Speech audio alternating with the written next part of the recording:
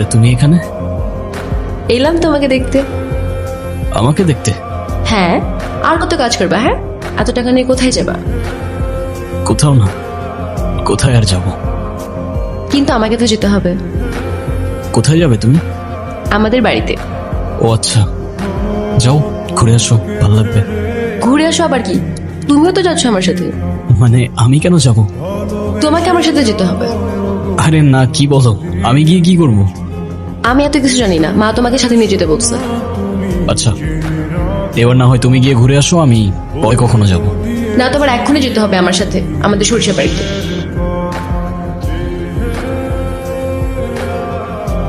কেমন লাগছে আমাদের গ্রাম? সুন্দর, আই মিন অসম্ভব সুন্দর।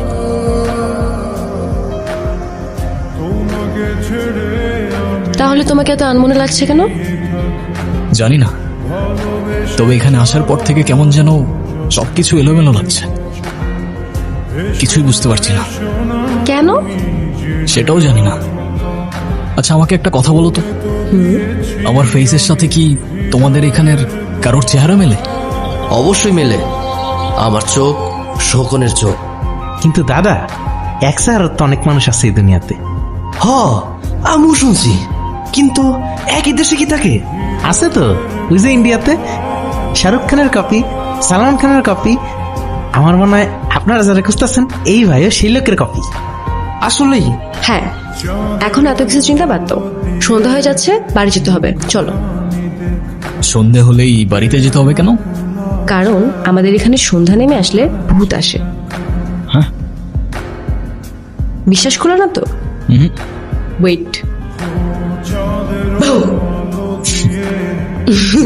অনেক ভয় পেয়ে গেলাম। আচ্ছা চলো। চলো। কবির,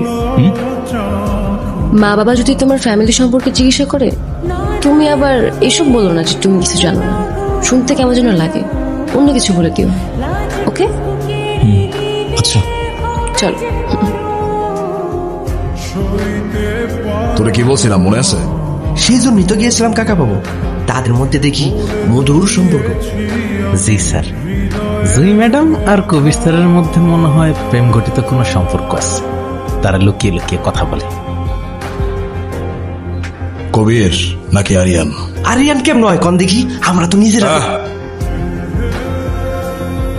এই উত্তম দা, কি করতে চাইছিল কও, কথা শেষ করো। দেখো মেন, তুমি তো অনেক বেশি কথা বলো। বেশি কথা বলা লোক আমার একদম পছন্দ না। জি স্যার। একটু কম কম কথা বলো। জি স্যার। আর উত্তম, ওর দিকে খেয়াল